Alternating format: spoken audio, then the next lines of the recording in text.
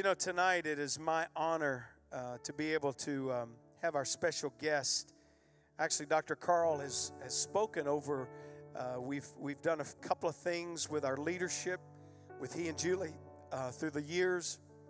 But this is a counselor ministry here. Carl Stewart has been working with individuals and families in so many different settings since for the past 15 years. Actually, he founded his practice in 1999. The same year we started this church, his practice began. He's passionate about strengthening marriages and frequently works with couples in recovery and from the effects of pornography, sexual addictions, affairs. He enjoys working with men specifically in so many different issues, particularly men and adolescents struggling with pornography, and watching the Lord bring healing in those that have gotten in that bondage and that trap. I know he's written a book, an incredible book. I hope you hear about that this evening. They have 2 children. They're with us tonight. We're so glad you're here. And Dr. Carl, I want to say this publicly as we join, and actually right before he comes, can you give it up for all of our campuses right now? I didn't even greet you guys. Thank you.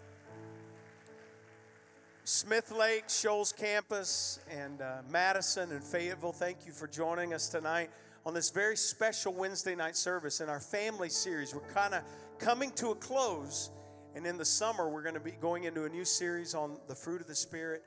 But tonight our special guest, as I was introducing, Dr. Carl Stewart, I know we've watched a number of people that we have recommended to go and sit under the counsel of this incredible man. And I'm very grateful for our connection, for our friendship. So would you tonight give a wonderful welcome as he talks about communication and laying it out to the family, Dr. Carl Stewart, as he comes. Would you do that? All right. Thank you so much. All right, good evening. How are you guys tonight? All right. So yeah, I grew up in a Lutheran church. Nobody talks. So you guys are interactive. I'm going to feed off that tonight. But just thankful to be here and thankful to be with all the campuses. That's kind of a new thing. And you guys keep on adding campuses, so I can't keep up with you guys. Keep multiplying. That's a good problem to have. But love being here. My wonderful wife's in the front row and my kids. And love talking about marriage. As Pastor Rusty mentioned, I am in private practice. I love working with the deep end. Not just kind of marriage enrichment, but people come to see me often when there's been pornography, affairs, things that look like there's no hope for getting out of. And I watch the Lord bring a lot of healing, because we serve a big God that can bring not just healing to keep a marriage together, not duct taping it, but so there's a marriage people are happy about. There's something that has a testimony to it. So tonight I'm going to share with you some of the things that I get to share with couples on a daily basis. I'm kind of strange. I'm called to do this, so I'm energized by meeting with people in the deep end. I get asked all the time, how do you do this? It's like asking a pastor, how does he preach all day? You're energized by it when God's called you to it. Also, who here were the Butler grads? Can I see some hands? Okay, little rivalry, but we can understand. My wife and I went to Grissom, so what's it like to be in a school that has no windows, right? Right? We called it GHS State Penn, so we will get to this. But I want to start tonight with some good news about marriage. We've heard a lot of bad news about marriage. So, for instance, raise your hand if you've heard that the divorce rate is 50% in the United States. Raise your hand if you've heard that statistic. Can I tell you some really amazing, awesome good news?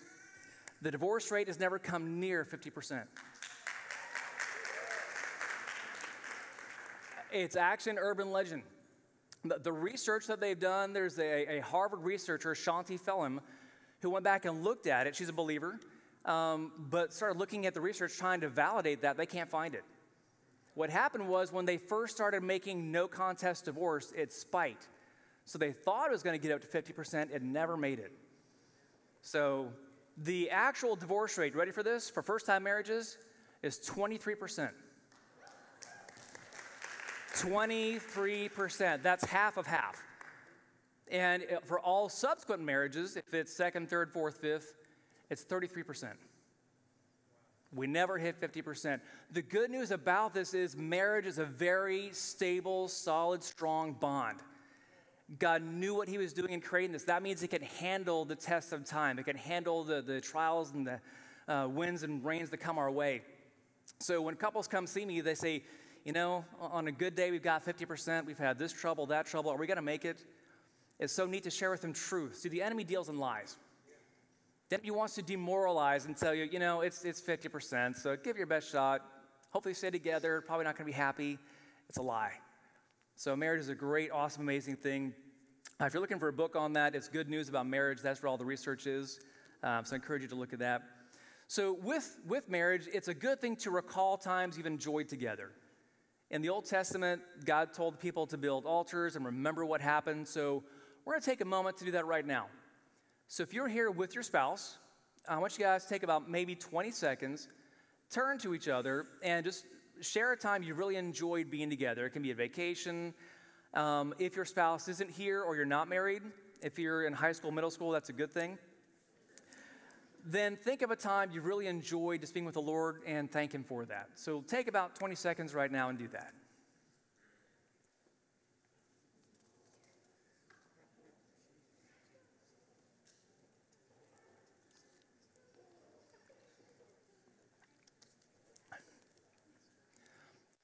So as you do that, you're probably noticing you feel better.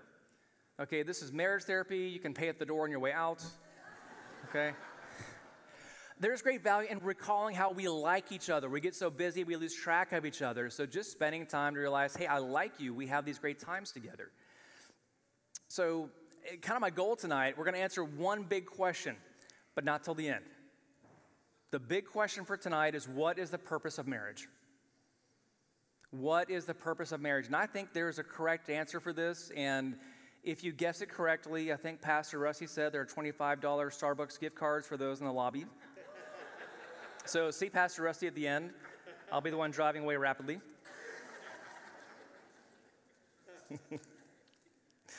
So big idea for tonight. And the first part is going to be all about how to make your marriage better or find things that get in the way. So if you're around my wife and I very much, we talk about it's all about the connection. So I want to hear everybody say it. It's all about the connection. Okay, a little more. It's all about the connection.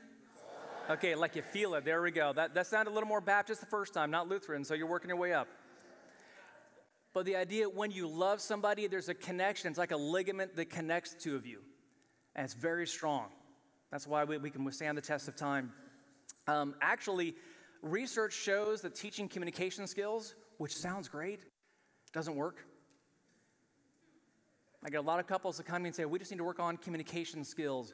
What the research shows, I can teach you those. We can learn them very well in my office. Once you leave, it ain't happening. Because once we feel upset, we lose that skill or we weaponize it. Have you guys heard using I statements?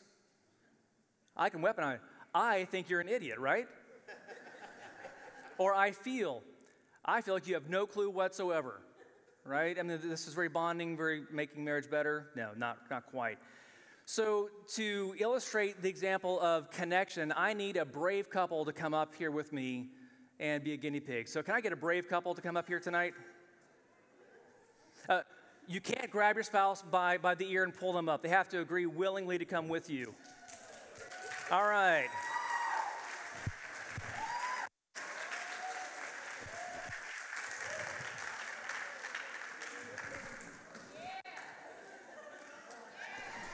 Excellent. Come on up, guys. You can climb up there if you want to. It looks a little more complicated. All right. What's your name? Michelle. Michelle? Good to meet you, Michelle. Bubba. Bubba, good to meet you. All right, so getting a round of applause for coming up here. Okay. Now, what you guys are going to do is share with us your most intimate problems in marriage. We're going to discuss them in front of the entire audience, if that's okay. Okay, you are now learning that I have the godly gift of sarcasm, which works well with my teenagers. But we're going to illustrate this. This is a triangle here, and when we get married and we're believers, there's a three-way relationship. You're connected with each other and with Christ. I want you guys to come down these tissue boxes. Move this out of the way so you guys can see that from the camera a little better, or maybe not. I want you guys to come down here at the base of the triangle. Okay, each of you stands by one box, Simon says. And you're going to turn towards each other. I need your toes back by there, back by... Now, when we get married, okay, who here is married? Let me see some hands. Okay, excellent. You know when we first get married or you're engaged, it's all intense, right? You can't wait to see each other. My wife and I were that way. People are like, oh my gosh, they were just jealous. Okay, but it's intense, but there's a lot of leaning and depending and learning to rely on each other. So I ask you guys to keep your feet there as best you can and lean in with your hands and lean on each other. Yet you got to get those bums in. There we go. Okay, so this is intense, right? They're really aware of being connected with each other, right? Okay, this is all we love each other and 24/7. It's amazing. So would it be okay if I continue the rest of my message and left you guys right here for the next half hour? I mean, he looks like he's doing CrossFit. He can do this, right?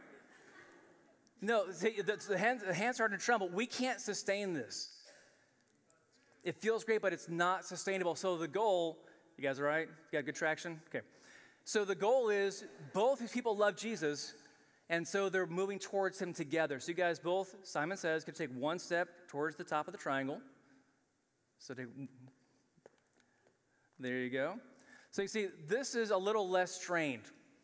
All their weight isn't leaning on each other, but they still have to kind of lean in a little bit.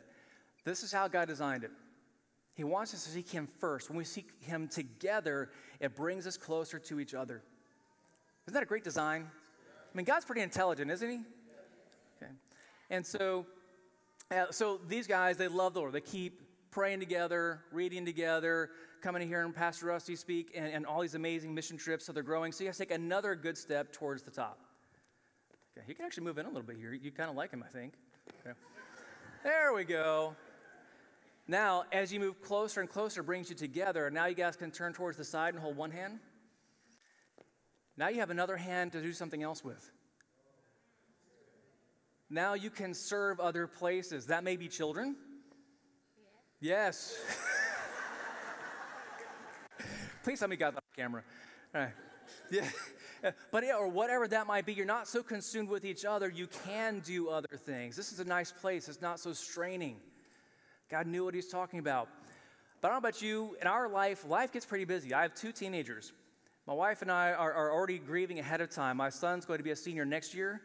Then my daughter will be a senior the next year. So we have 2 launches in a row. We did not plan that right. We needed to hold them back a couple of years. But life gets busy. You understand this? Yeah, keep them forever, right? All right? Yeah, oh, good night. We're going to pray for them. You have the gift of patience. Excellent. And we have the same barber, which works.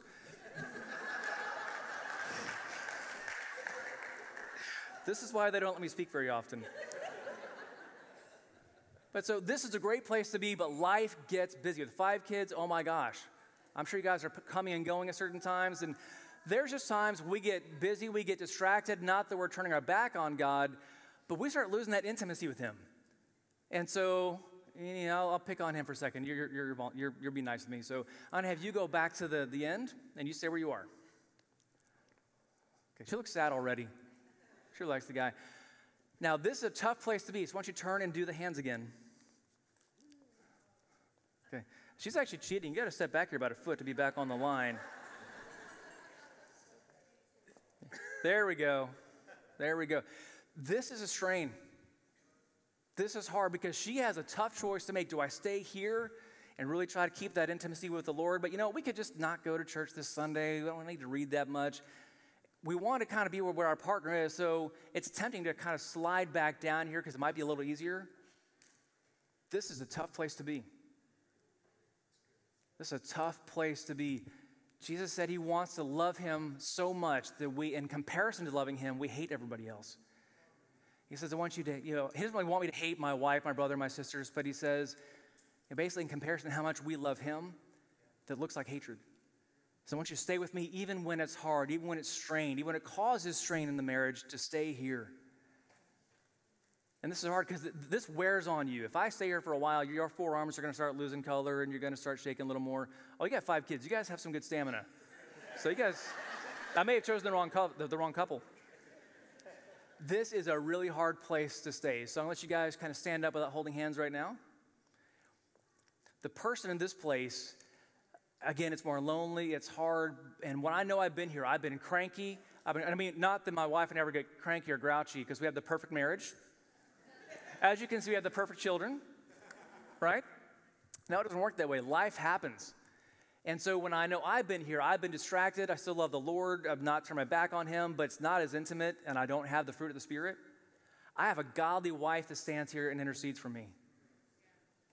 She's saying, Lord, help this man for many reasons. But Lord, you protect him. You draw him into you. And I'm very blessed by that. She doesn't yank me and try and pull me back up that line because I'm pretty rebellious. I won't let anybody do that. I may act like it, but you're not really getting to me. But as my wife intercedes for me here, it changes my heart. It's amazing how God's much more effective at changing people than I am. That, by the way, makes my job really easy as a counselor. I can't change anybody, but when God works through me or whoever's in front of us, he moves mountains. So she's been praying for you. You've come to your senses, and you get to come back up here. That's great, yes. And you can hold hands again. All right. So this is what it's all about. It's about fighting to get to this place of connection, because it's all about the... It's all about the... All right, there we go. Now I'm feeling it. This is what we want to get to. We love this. Start paying attention to the movies and songs you listen to. It's all about love and connection, wanting to be with each other, or how you're heartbroken because you're not. God wired us this way. When we have this sense of safe connection, of somebody really being here, you know they're with you. If you have 5 kids, you know you're really here with each other. Okay, there's war buddy bond kind of bond in that. Seriously. And so when you know somebody's really here no matter what, do you realize that your brain calms down? You release this chemical in your system called oxytocin. It's like Xanax. It calms things. You think better. You are more courageous, more resilient. You're going to sleep better. In fact, your immune system is even stronger. We are at our best when there's this sense of safe connection. I think that's why God's biggest promise to us repeatedly is, I'll never leave you or forsake you. I'm always securely connected right here with you no matter what. And if I can, we're talking about marriage, so we have to talk about sex, right? So don't give me the hook. The best sex, research shows the best sex is emotionally connected sex. What that means is when there's this really secure bond, not just an intense experience, when there's a genuine, deep, lasting bond that's a lifelong commitment, which we call marriage, research shows those people have the best sex lives. That's not what Hollywood shows. So really, is God got a good plan or what? If you're looking for a good TED Talk on this, look at Why We Hold Hands. I love some of these things that give some research to it, really great neurobiology on it. That's where I'm kind of a nerd for it. So when this is good, life's good. We can handle about anything as long as I know somebody's with me. In fact, they showed that for prisoners of war, the number of survival is 2. As long as you know somebody's here with you like this, we can get through almost anything. And that's where we have that bond with Christ. When this is strains, I want you guys to go out here like touching fingertips. Okay, so you can't handle any weight. If there's any strain, they can't hold that. Our brains, our bodies don't handle this well. When your most important connections and attachments feel very insecure or iffy, we focus on that. We become very stressed and anxious about it. We think about it during the day. We are not creative. We are not as resilient. We're not as courageous. Our immune system does not work as well. And so we become more reactive, more rigid, more fearful. And so you're either going to clamor for each other or pull away from this. Anybody know when that feeling has happened before? In fact, the part of our brain that we process attachments, connections, is the same part of our brain that we process life and death.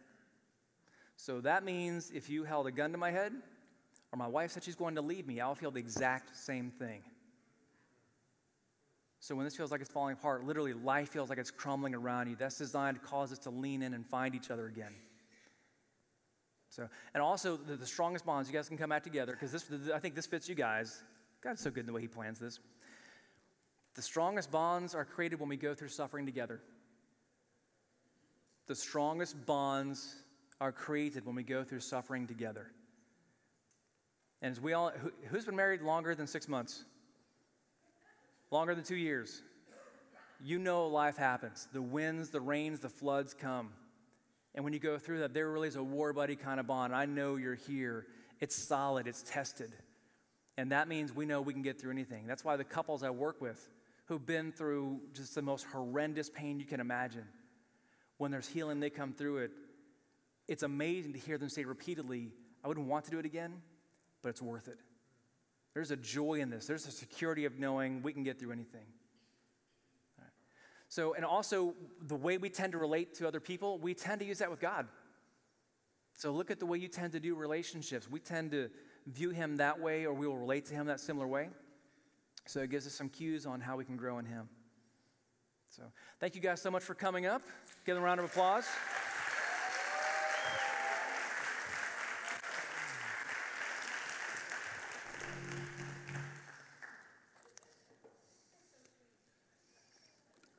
So now we've talked about relationships. Yeah, 5 kids. Give another round of applause. They need it. Thank you, guys. So it's all about getting to the connection, protecting the connection. So let's look at a few things that are barriers to connection, things that get in the way of connecting. And the first one we're going to talk about is gender differences. Do you realize at one point they were trying to convince us that the differences between men and women were just cultural, like you were taught to be different, were really the same? Anybody in here, again, who are my married people in here? Who knows beyond the shadow of a doubt your spouse is wired differently than you? Yes, actually extra hands went up there. You guys weren't even married, I thought. That's interesting math. So I love studying God's design, so we figure out what to do with it. So one big difference is the way our brain is wired and connects. So at a resting state, ladies, this is not going to surprise you at all. At a resting state, the female brain is 90% activated. This is from Dr. Daniel Amen. At a resting state, your brain is 90% activated. Women's brains are always thinking, and they don't stop. We're thankful that's why our kids are alive, because you think about stuff. Yes, amen. At a resting state, I've learned not to ask people what they think the resting state is for men, because I always get 0. We are breathing and our heart is pumping. There is brain activity. Thank you. Mic drop right there. At a resting state, the male brain is 30% activated. 30% activated, yeah. Thank you, we can close with that. That makes my point. This is resting state activity. What happens is the right and left brain have a connector called the corpus callosum. It's a highway that connects right and left brain. In the guy, if I had a laser pointer and I shined it on the wall, the diameter of that laser pointer is the diameter of our corpus callosum for guys. For women, it's a thick pencil.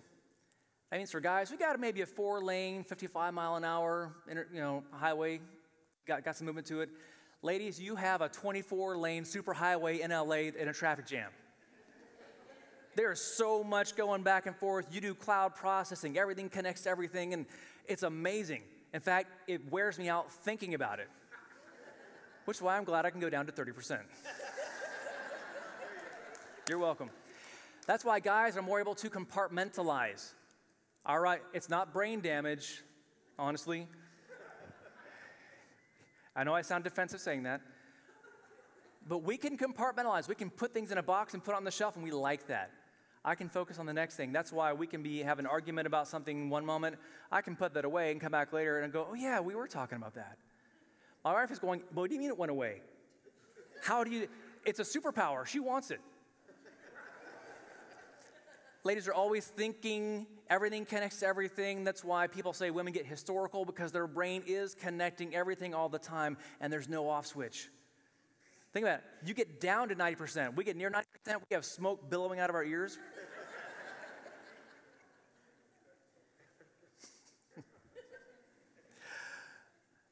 By the way, emotional connection helps her brain calm down. We get that calm place, that oxytocin release, that helps the brain calm down and wind down a bit. And we're able to connect, and there's a way of regulating with each other. Our nervous systems literally begin to sync up. This is God's design. It only happens when there's an intimate connection.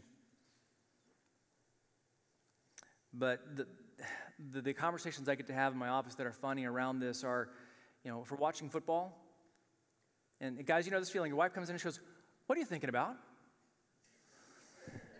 Okay, first of all, every guy stops breathing right then. What was I supposed to be thinking about, right? Okay, you, I love you.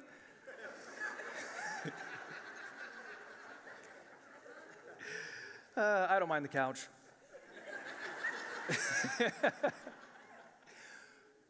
But literally, we're just thinking about football. Nothing else. And every woman goes, no, what else are you thinking about? As if it can't be that simple, and we don't understand the question. Okay, I can have one thing in focus. You're talking 2 or 3, it doesn't compute. My wife's juggling flaming chainsaws. And so literally, we're thinking about one thing, and literally the wife goes, but how do you sit here and just think about football and not do everything else? Because my brain can do that. My wife's brain won't let her do that. We'll sit down to watch, and we're good Auburn fans, so we're watching the game, or Broncos. Thank you. You got it, War Eagle. And we're sitting down to watch, and she's still like, oh, I have to do this. And she'll pop up and come back. Oh, I have to do this. I'm like, what? I mean, but the house magically runs because she does this. It's amazing. And by the way, as men, ladies, we are very thankful that your brain thinks about all these things. You are thinking about all the problems of the world, so we don't need to. And you're doing a great job with it. So thank you, really. But again, what was God thinking when he put man and woman together that are so different and said, live together, do life together? I think he's going, Gabriel, watch this. Are you videoing? That was a great one right there. God has a sense of humor. But we're going to get to why in a few moments, but there's inherent differences that make us change. There are certain things that will overwhelm us. It's called flooding. That literally overwhelm the system where we don't think well, we don't function well. For guys, it's emotional conflict. Meaning we get physically overwhelmed. The blood pressure goes up, heart rate goes up, which means my good thinking brain starts checking out. 60% of the time it's a guy that gets flooded that way, but guys are more often too. And that means, and guys, you know this feeling, if you're sitting there doing something and your wife says, honey, we need to talk, right? That's when the guy's eyes get this big and he's recalling every honeydew he's not done. And he's willing to go work in the attic on a 100-degree day, okay, because this feels overwhelming, it's taxing. Okay, doesn't mean we can always avoid emotional tension or conflict, but it's very flooding, it's very physically overwhelming. For guys, it's emotional conflict. For ladies, it's physical conflict. Ladies, you tell me if this resonates with you, if this kind of fits with your experience. You're driving down the road, somebody almost hits you. Somebody almost knocks you off the road. What are you feeling for the next 10 minutes? Jittery. Okay, where your heart rate is up, your blood pressure is up, and you're thinking about what could have happened, how it could have affected you. Again, your brain is doing all this amazing stuff. And you're thinking all the possibilities, you can't wind down. And the guy's going, dude, we're fine. We didn't get hurt. What are you worried about? Okay, we just flipped roles. Ladies, that feeling you're experiencing in that moment, that's what we feel when you say we need to talk. Okay? And guys, that feeling you have are going, what's the big deal? That's what she's feeling when she says we need to talk. So it's confusing. We tend to think, I'm normal, everybody else is weird. Okay, again, what was God thinking in this? So it helps to kind of slow this down a little bit. And give us some idea what to do with it. Next one I want to deal with as far as barriers to connection is style of conflict. Style of conflict. Are you a pursuer or a withdrawer? There's a dance every couple does, not in the Baptist world, they call it guided movement.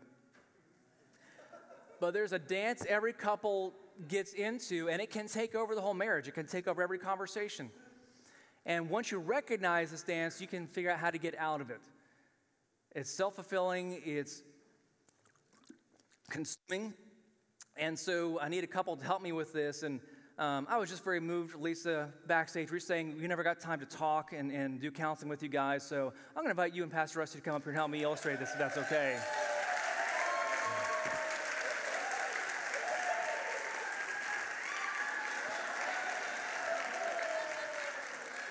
See, your prayers are answered. Ask and you shall receive, so God is good. God is good. Hey, on your last day, you can do anything, right? Okay, so you guys just to face each other. All right, now the way this tends to work is we need a topic to jump off on. So what are some typical issues that cause conflict in marriage? Can you guys give me some examples? Children, yes, we've covered that one well, 5 of them. Any others? Divorce, money, yes. In-laws, what else? Time, yes, plenty of things on here. Okay, so insert whatever topic is the hot button for your marriage. Okay, mine is hair care products. And so, it's right. yeah, we need to talk to our people about that. So, and the examples I'm giving you are majority of the time, not all the time. These will flip roles, meaning majority of the time, the wife is going to be the pursuer, meaning she will bring something up, saying, honey, we need to talk.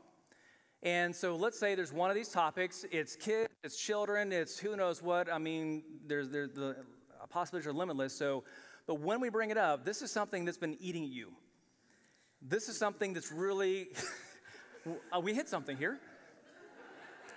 And so you're emphatic about wanting to talk about this, and you want your husband to know you really need to talk about this. So usually we start with some of this, right? So if you can, if you can give right now, where it's important, you want him to know. Wow. Okay, black belt right there. Thank you.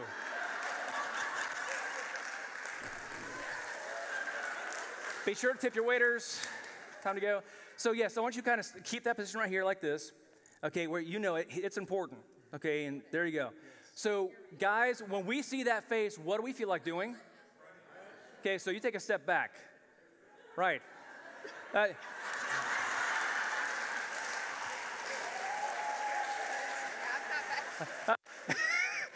We did not rehearse this. This shows you how natural it is. So yes, so you step back, and what is she going to do? Come forward. There we go. And what is he going to do? There we go. Okay, now we're going to pause.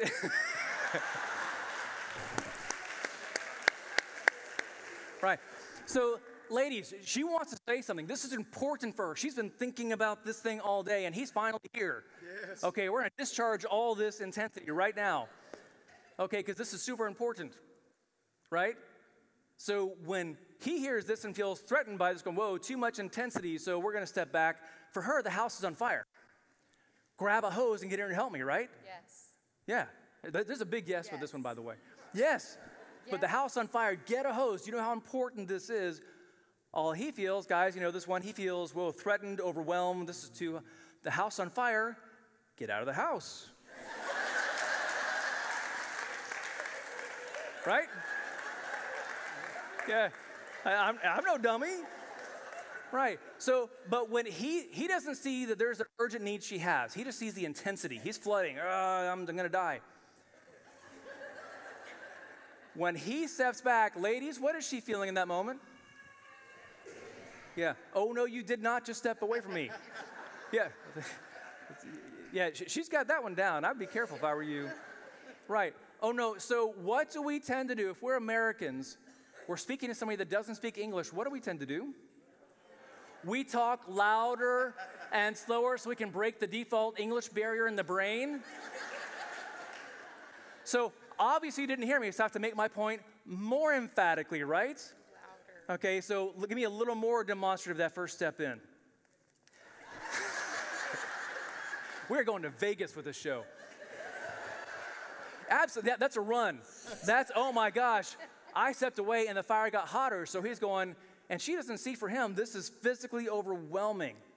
I can't think straight. I've brought a knife to a gunfight. And so I got to step further back, and she's not feeling comforted. She doesn't see, my love is overwhelmed. I need to give him space. Oh no, you didn't hear me. It's too important to not be heard here. This is the dance we can live in. Anybody here ever see this maybe in a home near you? Yeah. Again, yeah. Our marriage never actually. Yeah. We will have a session afterwards to clean this up a little bit. This is a gift to have you guys here. All right.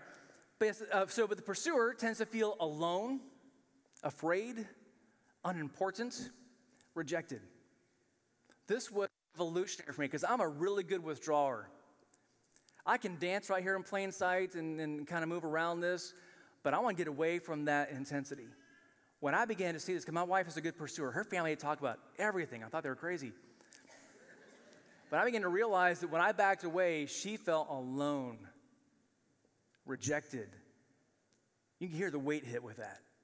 This pulls me in. When I see that part of my life, I want to get near this. God, there's an automatic response. I have to think, is it safe or not? I see vulnerability. Okay, she's learned to show me that more, and I've learned to step in. The withdrawer feels afraid. Nothing I do is good enough. Withdrawer feels attacked, assaulted. The more this escalates. Tends to feel like you're in a minefield. No matter what I do, it's going to be wrong. So maybe if I'm in a minefield, the best thing I do is just go silent, don't do anything. And this can define your relationship. This can become talking about the cap on the toothpaste, kids, everything. You get stuck in this. Okay? So the way to go through this is where you can look at each other that way. Because my wife saw that in me at one point where she saw it was overwhelming. I felt attacked, and it changed her heart where she went, oh, that wasn't what I was intending to do.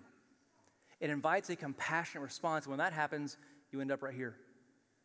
Then it's safe to be near each other. The brain calms down. Okay, so thank you for this reluctant couple to come up and join us here. Yeah, I'll send you the bill.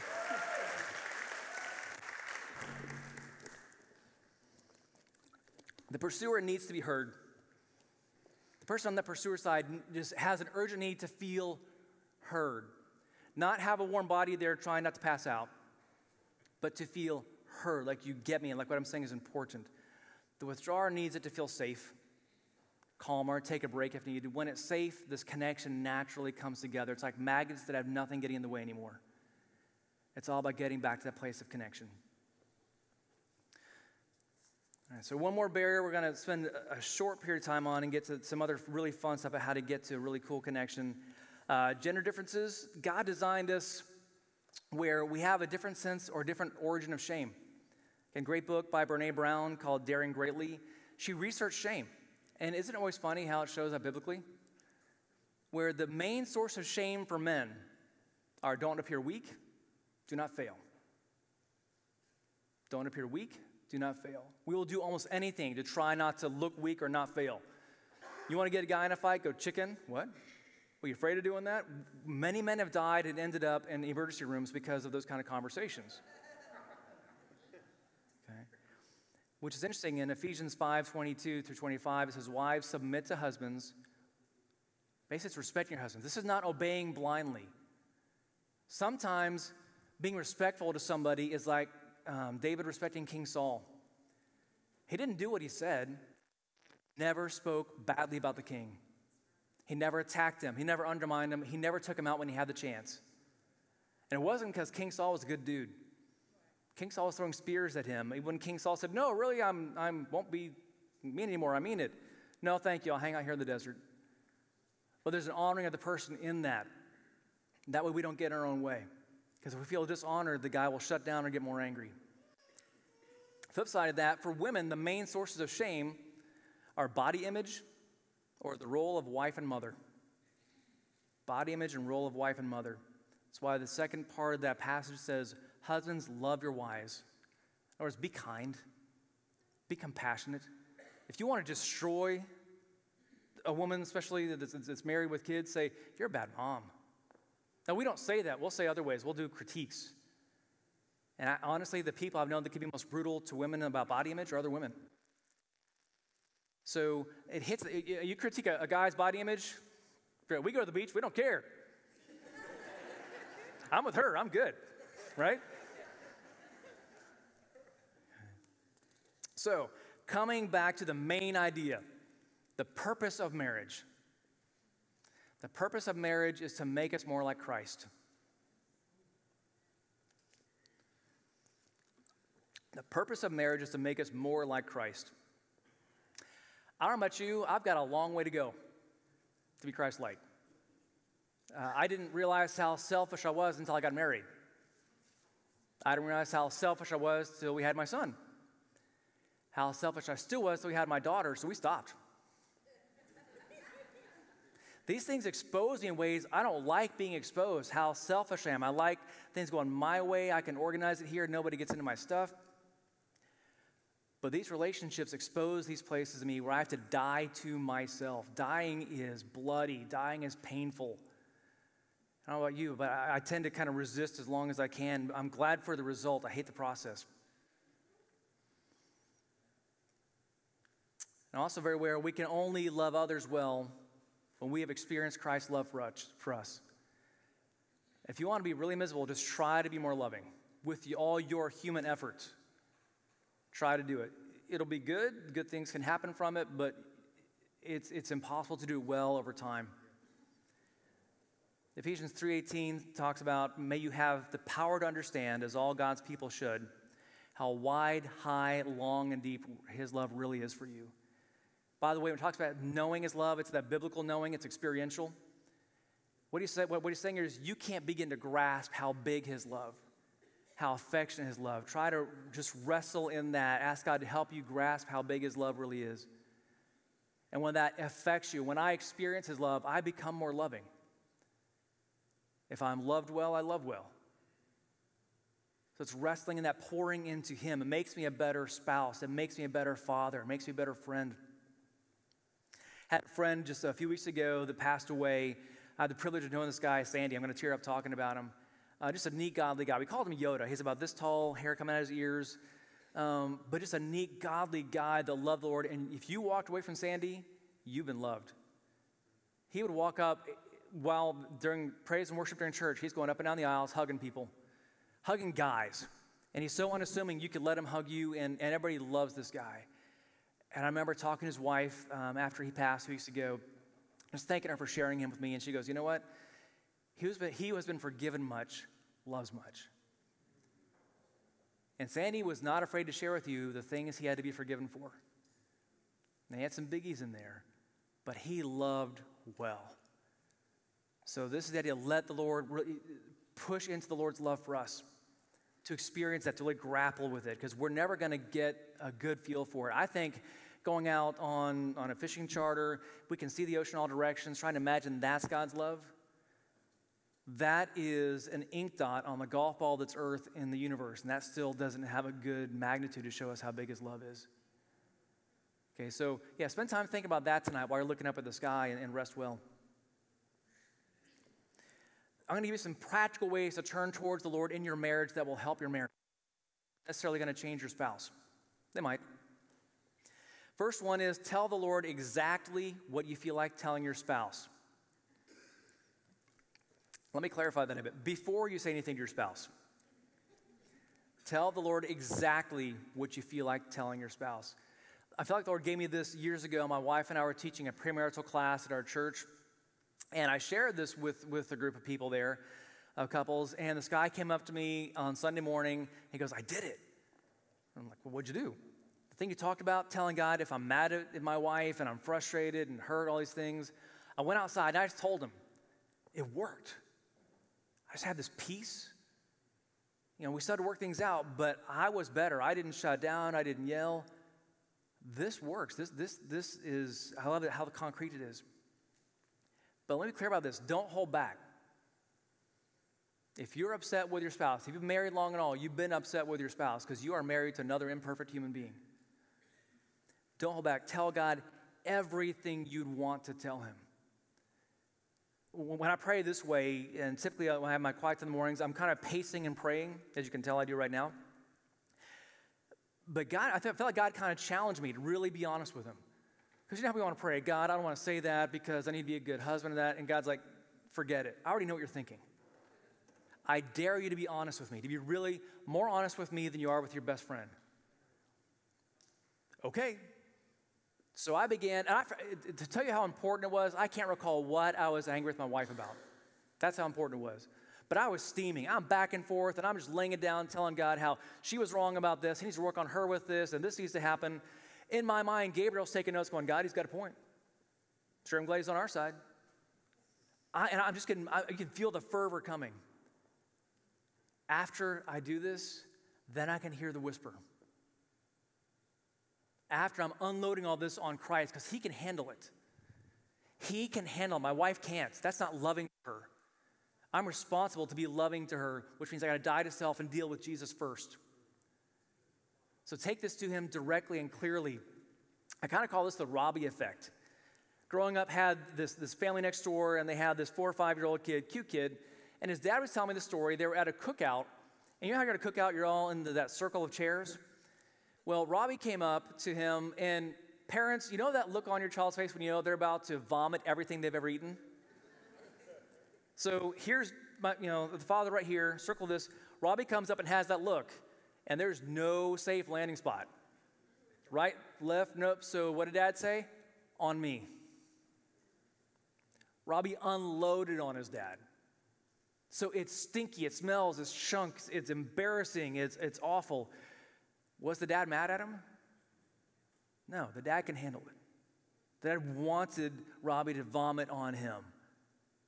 I know vomit's not a real attractive word, but it fits. This is not, I was sick to my stomach. This is that guttural, oh my gosh, everything's coming up. I can't believe I ate that in 2nd grade, and here it is.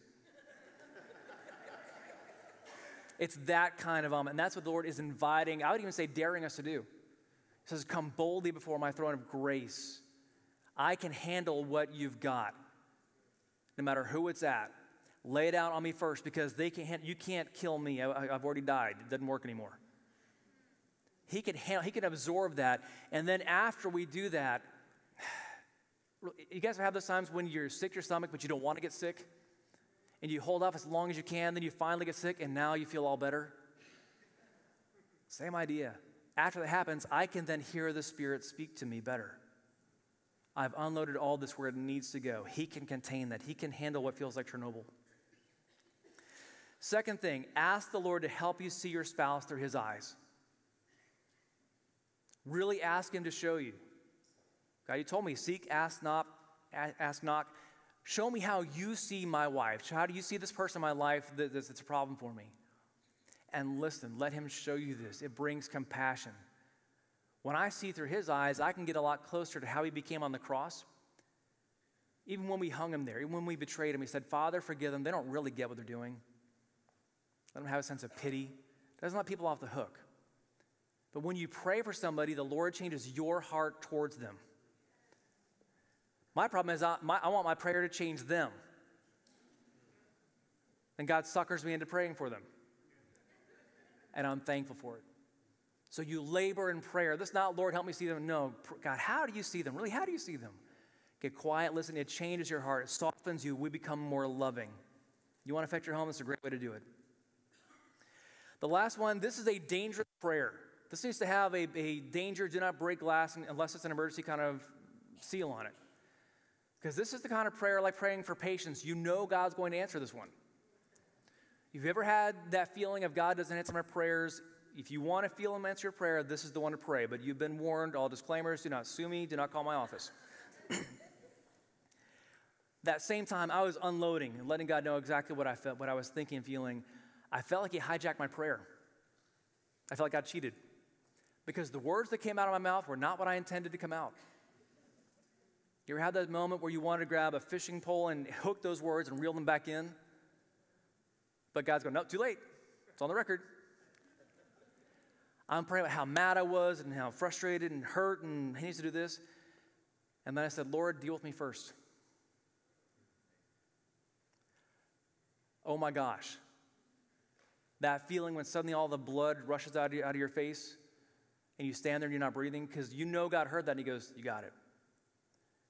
And there's a peace that came with that. God, deal with me first. Deal with the log in my eye. I think she's got a forest and I got a little speck. God is faithful in this. Again, I don't like the process. I'm thankful for the outcome. And I do feel like as the father, the man of the house, we're called to put our chin out there first and let God work on us. So God, work on me first.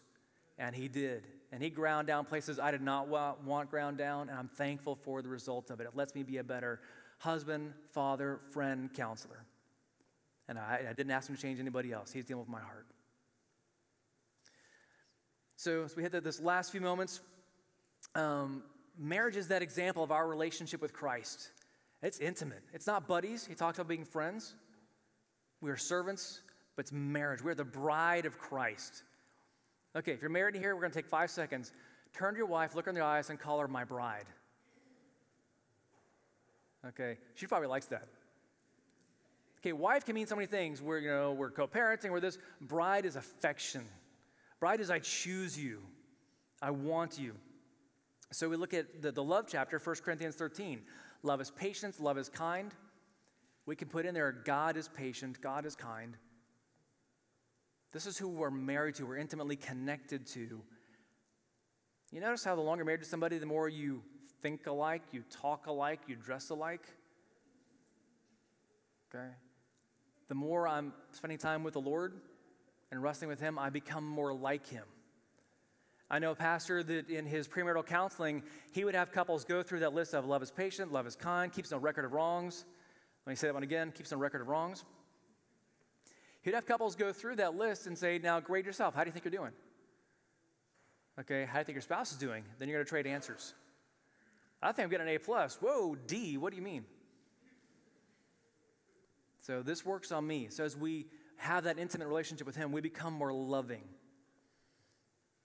Also, the fruit of the Spirit makes me a good spouse. The more intimately connected I am with Christ, it produces the fruit of the Spirit. Only the Spirit can produce the fruit of the Spirit. Again, try to produce these things on your own. I tried that one time, being love, joy, peace, patience, kindness, goodness, self-control. I was not patient. It wasn't happening fast enough. People weren't responding the way I wanted to. But as we're connected with Him, it makes me more loving, kind. Who would like to be married to somebody who's characterized by those traits? Love, joy, peace, patience, kindness.